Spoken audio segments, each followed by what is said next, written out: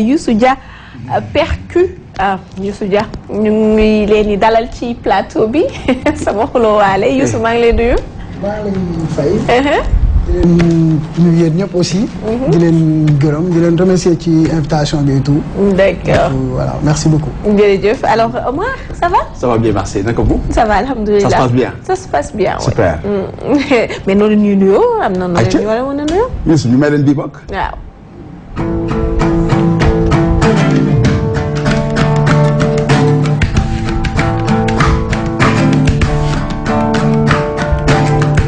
xamoon naa ni basa nga ci basi te faw mu yegg si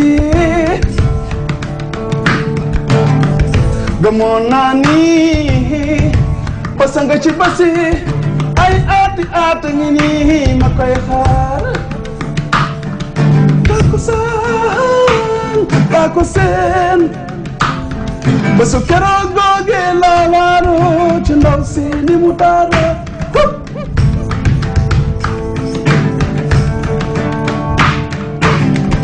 xamoon naa ni basa nga ci basi dafa mu yegg si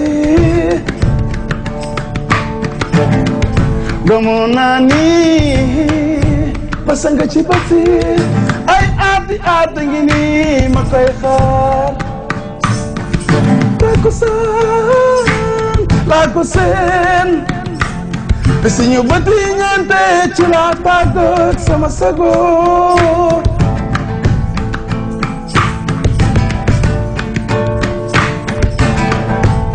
keroog googe laa jël ko turam di sonn ma waaye ma xam ne dama war a takk sama fit te wax ak moom xamal ko ni sama xol yëg ci moom du ay fo te du ay caaxaan na dee cosaan la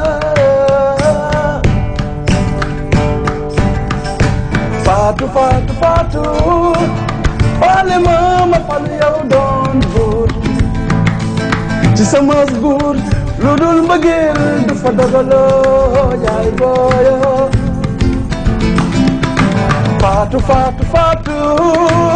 faale ma falu yow doon buur ci sama nguur lu dul yërmande du fa faloo yaay booyo Fatou faale ma falu yow doon buur ci sama nguur lu dul nobel du fa faloo yaay booy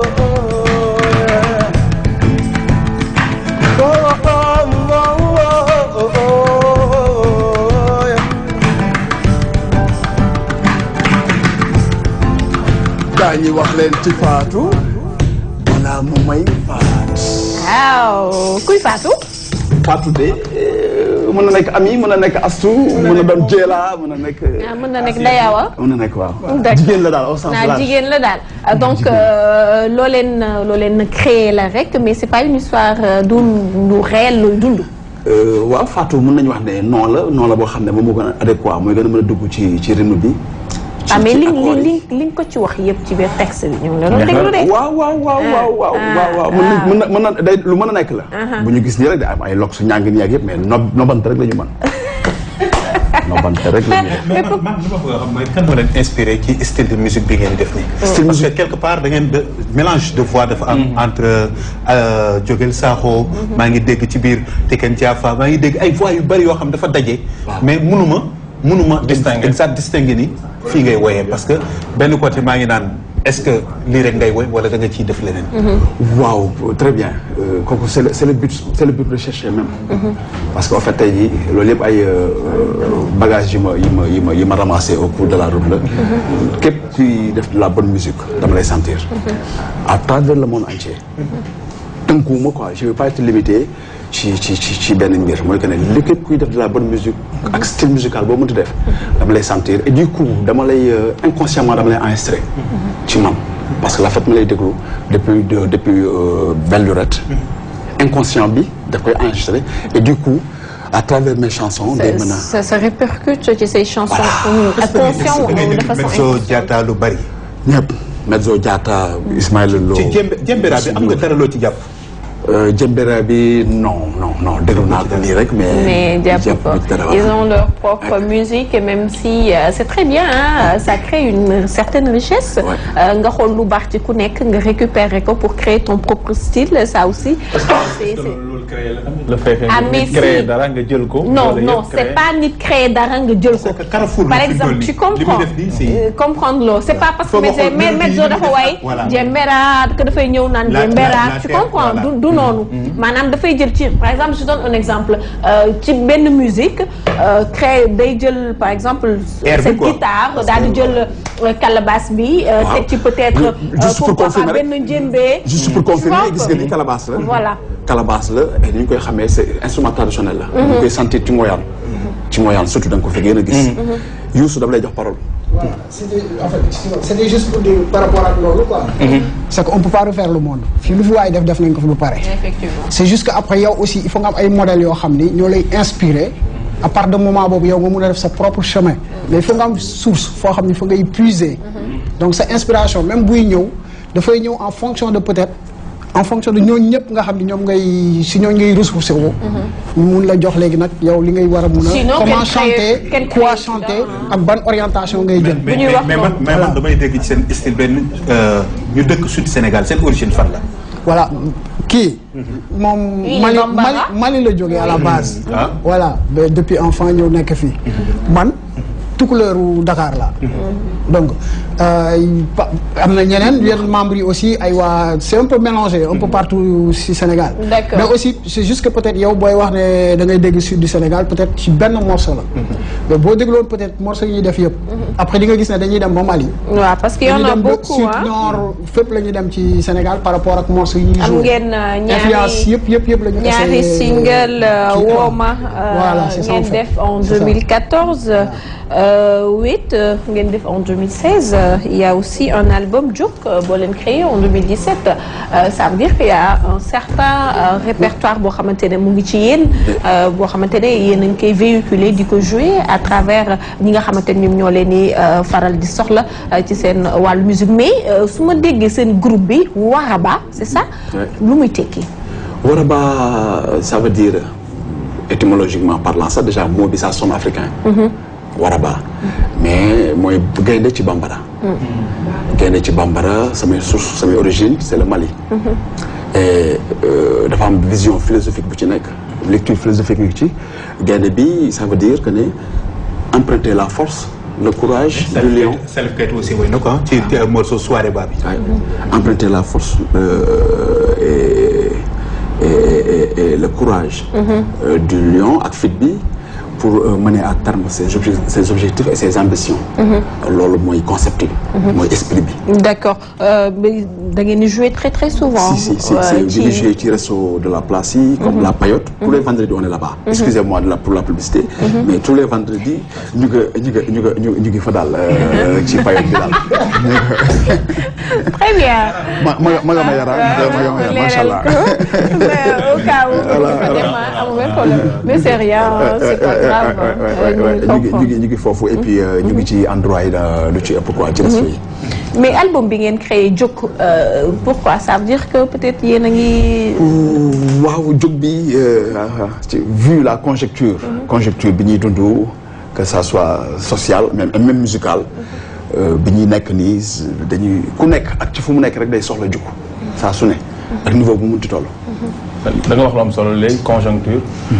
jafe-jafe yi est-ce que yéen carrément vous avez benn appui ñu leen di jàppale ci seen jafe-jafe yi ngeen koy jànkuwanteel.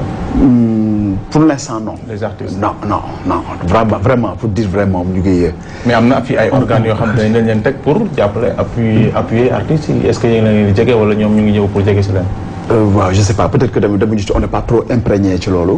parce que ñu ngi dem avec les moyens du bord ci fi nekkagum. di dox lentement et sûrement mais ba léegi gisaguñu lu jàppale bu. alors j'ai envie qu'on termine. les animateurs yi nekk ci bande FM bi. est-ce que yéen a ngi leen di gis di leen aussi jox faux single parce que liñ jot a dégg ni mën nañ ñi bon ça va passer à la radio quand même. Youssou ma jox la parole bi. en fait excusez-moi mais d'habitude télé bu ma dem wala rajo bu ma dem du ma poser question boobu j'en profite pour clash leen. et c'est l'occasion pour kenn du la fi may nga ñuy clash fii kenn du la fi may nga ñuy clash waa RDV. non parce que tout simplement aussi ñaari single yu ñu def wax ngeen depuis ban at lañ ko def nañ ay clip mu ngi fii mais man musuma seetaan ba RDV ba daj. kañ neel musoo ko seetaan. mais invité nañ la tey. donc voilà ba bon ok mais. imaginez depuis 2016 ñu génnee album. tey ngeen ñu soog invité. après waaw moom laa la wax clip yaa ngi fi man personnellement maa ko indi ko une fois indi ko 2 fois personnellement man. mais est-ce que tu. léegi nag yow après mais c'est qualité vidéo yi est-ce que après ko. merci moo ko def merci. Iris moo def vidéo donc qualité bi on va pas en discuter waa Iris ñoo ko def donc on va pas discuter de la qualité. je pense d'accord alors là n'est pas la question parce que invité nañ leen. invité yéen a ngi ci biir plateau bi en direct. ñëpp ngi leen di seetaan. en passant ñu ngi leen ci remercier voilà c'est mieux je pense. merci beaucoup xëy na dañuy daal terminer ak musique ngeen may ñu dara ci musique rek ñu tàggatoo ko noonu maa ngi leen tàggoo am téléspectateur acca yëgati leen dara yow moom xamoon naa ne doo ma saf. li mu ñëwee nga ma wan loolu dara.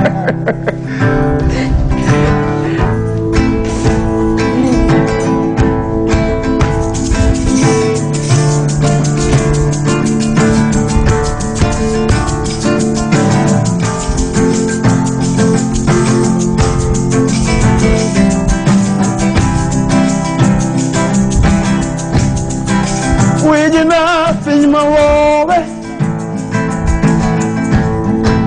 dem na fiñ ma soxla yaay booyi soo ko seetloo ba ci biir cetu àddina soriwuma wuy ji na fiñ ma woowe dem na fiñ ma soxla bye bye soo ko seetloo ba ci biir cetu àddina soriwuma tukki guddi ci yooni bukki gene njaay ne ko dufi dem na ba seen sama yaaboon ku tukki waay xam fi dëkk nekkee ku tukki waay xam suñu borom tukki guddi ci yooni bukki gene njaay ne ko dufi dox na ba seen sama yaaboon ku tukki waay xam fi dëkk nekkee